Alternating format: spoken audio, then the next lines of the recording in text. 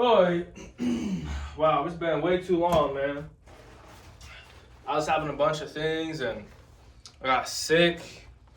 I was like real down in the dumps, just crazy chest congestion, crazy nose stuff. And that was like for a whole week. And then my right eye, I got some bacteria in it somehow. And it was eating away at the cornea of my eye. And so I was having blurry vision. It was messing with my vision so much I was getting like really bad migraine symptoms. My eye would be like burning. I couldn't see. I couldn't even go out into the sunlight because the sunlight hurt my eyes too much. I couldn't drive at night because the light hurt my eyes too much. And so I was just in a crazy situation. I'm getting married next month, and so things with that, looking for new job opportunities so I can provide for my family. God help me provide, God, how you always do. May I seek your kingdom and all these things will be added to me. Use me as a vessel of blessing. Bless me with finances so I may bless your kingdom, God, and bless people. So it's been kind of crazy. But what we're going to do is we're just going to go through a quick little exercise routine that I've done many times, and it's very simple for anybody to do. It takes about 10 minutes, and the benefits that you get from it are quite large. So the first thing we're going to do here is we're going to be on the bike for 5 minutes. Now, if you don't have a bike, you could go outside and jog for 5 minutes. I decided not to jog for this video because I don't want to be running with the phone in my hand and bouncing everywhere. And I have a bike, conveniently.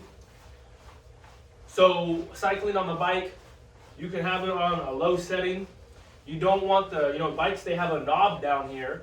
And you can turn the knob, if you got one of these cheaper bikes, you can turn the knob to increase the resistance. And so it gets harder to cycle. It kind of makes it like you're going up a hill or something like that.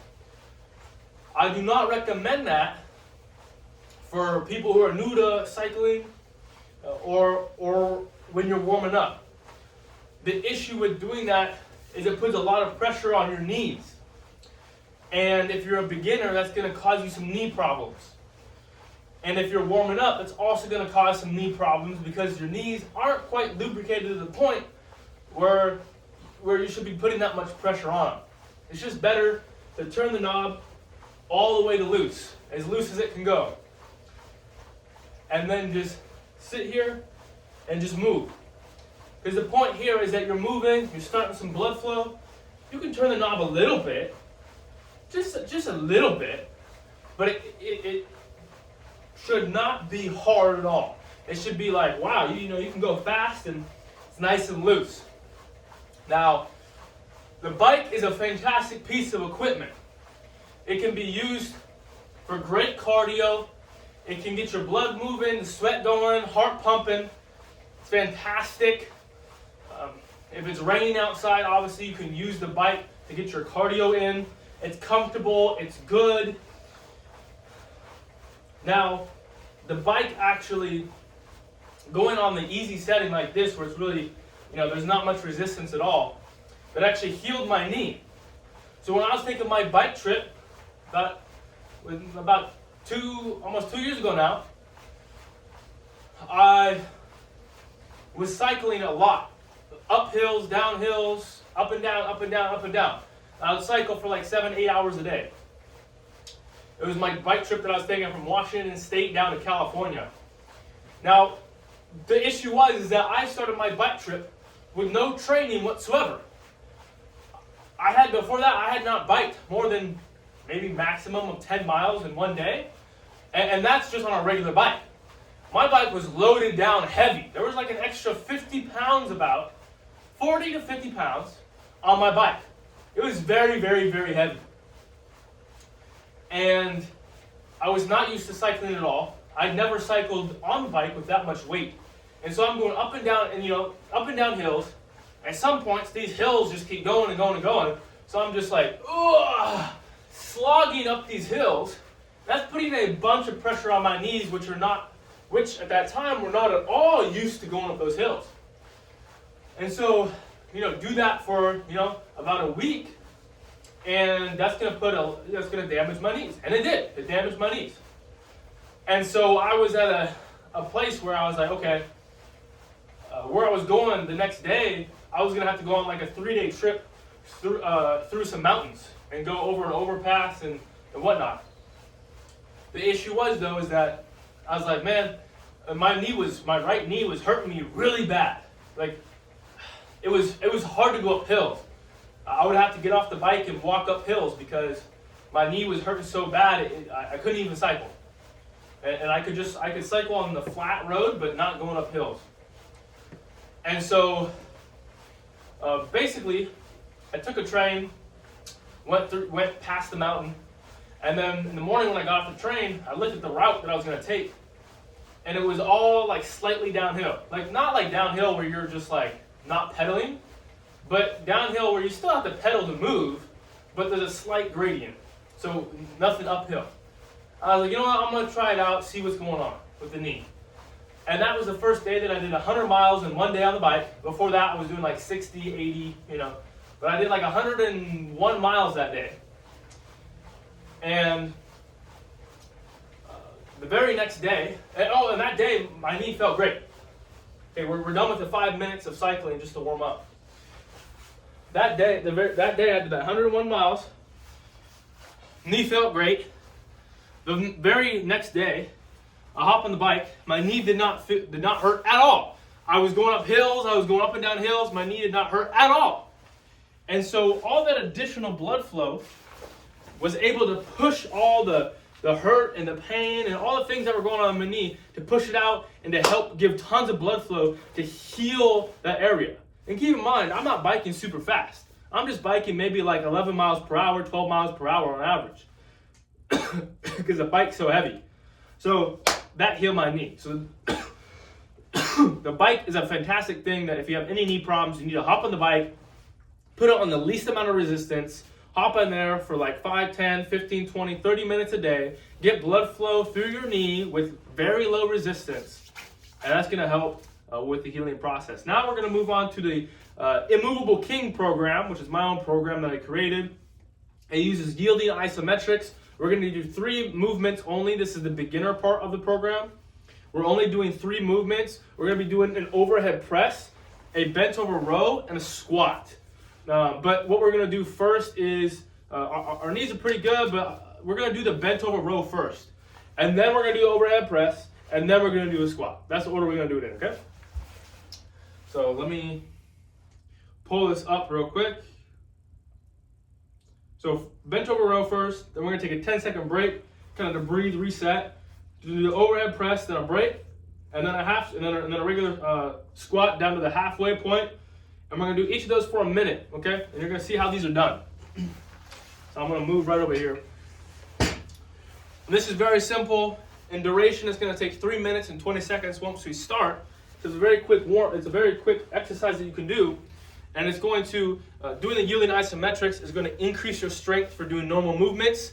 It's going to have great blood flow to your muscles because you're just squeezing them. And so blood is in there. The thing that's really cool about it though is when you're squeezing it continually, that's going to continually send a signal from your muscles, or your brain to your muscles, continually stimulating it. And so you're going to have more strength and you're going to get better at activating your muscles, okay? So let's come over here. What I'm going to be using today, I'm going to be using a 30-pound, 13.6 kilogram kettlebell. And I'm using 2 of them. So I'm using 2 of them here. And for the overhead press, we're just going to use the 1. So we're just going to hold it up in the air like this, and we're going to hold it above head. That's mainly because for about a month, I had a shoulder injury with my right shoulder, and it's just getting back to normal. So I don't want to use a kettlebell on each arm because I want to be able to keep my shoulders stable and not wobbly, and I don't want to re-injure it or stop the healing process. For the bent over row, we're going to grab both of them like this, okay? When you pick them up, you're gonna come down with your knees, keep your back straight, okay? Just like this. And you're going to grab the kettlebells, and then you're going to whoop, just like deadlift, squeeze the booty at the top. You wanna make sure your shoulders are pulled back and they're not rounded. You don't want your back rounded. You want your shoulders back, okay? You wanna squeeze your abs, your core needs to be squeezed. That's gonna prevent injury, okay? Make sure your knees are never locked. Make sure your knees are just bent slightly. And for this, what we're gonna do is we're just gonna reverse deadlift. Just like if you were properly putting them back on the floor. You're gonna push your butt back, keep your back straight, butt back, butt back, butt back, just like you're sitting in a chair. And we're gonna be just like this, about halfway down, with our shoulders squeezed back still. And I'm holding the kettlebells right now, and we're just gonna hold this. And then we're gonna bring the kettlebells up into a row. And we're gonna hold this for a minute, okay? Then once we get to the squat, it's gonna be very similar. We're gonna hold these kettlebells, we're gonna bring them up, okay, to full. Remember, your shoulders are rolled back. Then we're going to have about shoulder width apart. And then what we're gonna do is we're gonna turn our toes slightly outwards. So toes slightly outwards, not really crazy out, just a tiny bit. And then we're gonna come down, sit down in that chair, but this is not gonna be like a deadlift, sit back. This is like a squat. So we're squatting like straight down, straight back. Knees should be right above your toes, squeezing your shoulder blades still. Kettlebell should be right next to your legs. And we're just gonna hold this position for that minute as well. So that's what it's gonna look like. Okay, this video is already at about 12 minutes. So this is gonna bring us to about 16 minutes for the full length of the video. And I'm already kind of breathing doing that. So this is really great. So you're probably wondering why I have this on. It's a sweatsuit. This is just to keep me warm. I'm not sweating crazily now, but it's just to keep me warm. And the warmth is gonna keep your muscles good and loose, and that's gonna reduce chances of injury. So typically when I work out, I like to either get really warmed up and be like sweaty and hot, and then I can do my workout, and that's gonna keep my muscles warm and loose, prevent injury. However, I'm kind of cold right now because I was just in the room and I was doing some stuff on the computer, and so I'm pretty cold. And so when I'm coming in here, this is gonna be a short workout, 5 minutes on the bike, and then about 3.5 minutes with the isometrics. And so I just want to make sure I prevent the chances of injury. And so that's why I have this on, to keep me warm, so my muscles are nice and loose. All right, ready? Now, an important part about this is that we want to make sure that when we're doing these movements, all three of them, we want to have a tight core, okay? You want to squeeze this right here. Squeeze your abs, bam, bam, bam, okay? And if you can, and this might take some practice, is that your core is here, your abs in the front, but your core is actually a band that inserts here, and then it runs all the way around your side and inserts into your spine on both sides. So it comes here like a band. So like a lifting belt. Have you ever seen a lifting belt, or there's people that are wearing back braces? That's kind of what your abs look like. Is they wrap from the front and they come all the way in the back and insert into your spine. And so we don't want to just squeeze our abs. And this might take some practice, but we also want to squeeze all the way around and in the back. So there's a part here of your core muscles that you can squeeze. And that's going to reduce injury in your back, because it's very important that we don't hurt our back here. And so the main thing I'm going to recommend here is I'm using 30-pound kettlebells. I don't want you to use 30 pounds at all. If you're used to working out, like you work out pretty often, then I want you to take 2 1-gallon jugs of water. Those are about 8 pounds. And I want you to use those for this workout the first several times, just so you can get used to holding it in that position, because I don't want you to injure your back. Okay? And this program is really only for people that have been working out for a little bit of time and are used to using compound movements like an overhead press, a squat, and a deadlift. Because if you try to come in just straight as a beginner, you're gonna have a high chance of being injured. Now I'm gonna have a different program, which is just, I don't have a name for it yet, but I have the exercises for it. And that one just uses body weight. So it does not use any weights. And so the chances of being injured in that program is extremely, extremely low. And so that's just for beginners, okay? And at some point I'll show you all that too, but this is my workout that I'm doing today for myself. So I'm showing you what I'm doing, okay?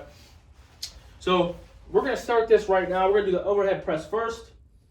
So let me come in here. And as you can tell, I still kind of have a cough if I kind of get worked up. So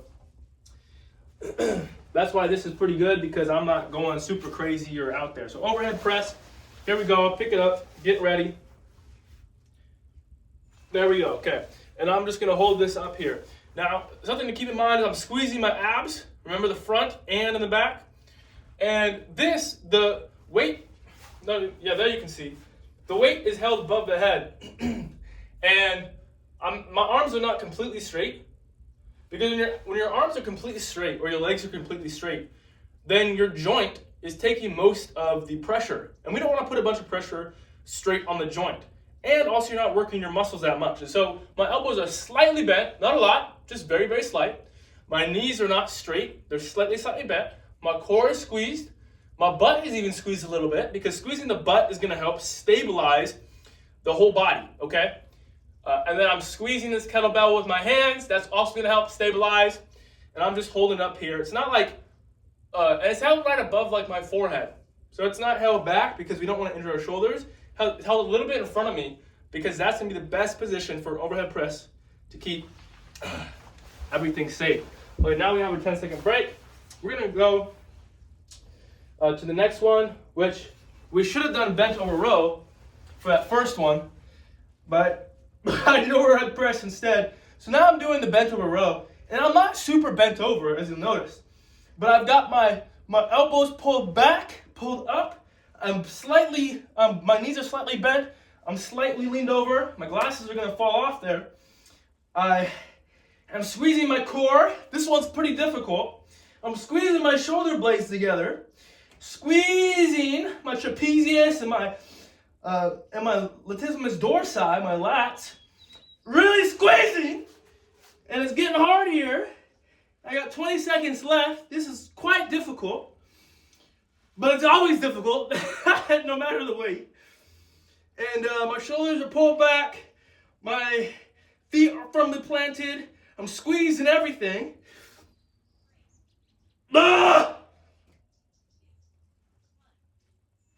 There we go. Whew. That one's always more difficult than the other ones. And so I've got, now we're going to come into our squat here. I'm going to squat here a little bit, okay? And I'm just holding the kettlebells down there. They're almost touching the ground, maybe like 3-4 inches above the ground. I feel a good little, squeezing my booty a little bit. Just making sure everything is firm and in place. My back is straight. Shoulder blades are pulled back a little bit. Making sure my back doesn't round. Squeezing these kettlebells. Just focus on making it through the exercise. There we go. And there we go. Okay, how long longer do I have? I have no idea. I'm going to turn a little bit so I can see. I've got about 5 seconds left. Okay, here we go. Still squeezing. Okay, everything. Boom. And now we're done. Woo! Okay, we're about 19 minutes into the video. This is a longer video because I'm explaining some more things. That's the extent of the exercise. It's very easy, very simple, very fast. And the beautiful thing about it is that you don't have to increase the amount of, you can do two different things. You can increase the amount of time that you hold for. I held it for a minute each. You could go to holding it for a minute and a half and then 2 minutes. And I would recommend increasing the amount of time you hold it by 30 seconds each time, or each time that you want to. So let's say a month from now, you go to a minute and a half. Or maybe you're crazy, and after every week, you increase by 30 seconds. With that though, very quickly you're gonna reach a plateau where you can't do any more. And during it, you might fail. And so you're gonna have to pause your timer, rest for like 20 seconds, restart the timer, and then resume position and hold it for the rest of the time that you have left over. The second way, which I prefer, however, not everybody would have the means to do, is to increase the weight. So after a week, I might go from holding 30s to 35s. And then the next week, I'd still stay at a minute long, but go from 35 to 40. So each week you can increase about 5 pounds, and very quickly, the same as other method, you're gonna reach a point in which you're like, whoa, and you kind of fail and you have to let go and let the weights hit the ground. That's okay, rest for 20 seconds, and then pick the weights back up and resume position. Okay, you can also do this as you do it in a normal kind of workout. We do 3 sets. Okay, that's gonna be 3 minutes total for each one, but 3 sets, 1 minute for each exercise. That's a very good plan as well. I don't plan on doing that today, as I've got some other things to do. And just doing the 1 minute, if you did that, what's great about it, if you do this 1 minute protocol for each one, 3 and about half minutes, with the bike is 5 minutes, so let's just say a 10-minute workout, and you did this 3 times a week, which is kind of a normal workout plan, you're gonna see quite a rapid increase in strength, and your other movements that you might do are gonna become much easier. The way that you move in your day-to-day life is gonna be more fluid. You're gonna have just more strength in general. Now, if you wanna get a little wild, you can do this workout 5 days a week, or 6, whatever you want. And it's very, very achievable. 10 minutes every day. And the benefit you get from this is dramatic. So one thing that's great is that when you work out and do some cardio, light to moderate cardio, or working out, you're gonna see some benefits up to 13 hours after doing the workout. So if you hop on the bike for 5 minutes, and then you do this workout, 10 minutes of exercising, or a little bit less, depending on how quickly you are between moving from the bike to this, you're gonna get up to 13 hours. That's basically the rest of your day. You're gonna get benefits a whole day long from exercising. And so to me, it seems, wow, only 10 minutes of doing this thing where you're hitting a lot of different things.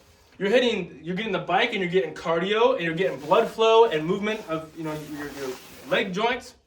You're coming over here, you're doing the overhead press and the bent over row and squat.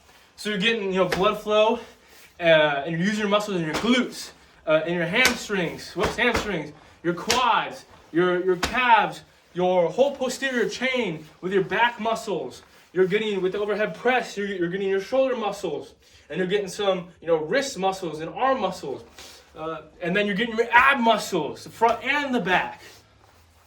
So you're hitting most of your body. The only thing that might be a little bit different is that you might want to do like incline press and hold that.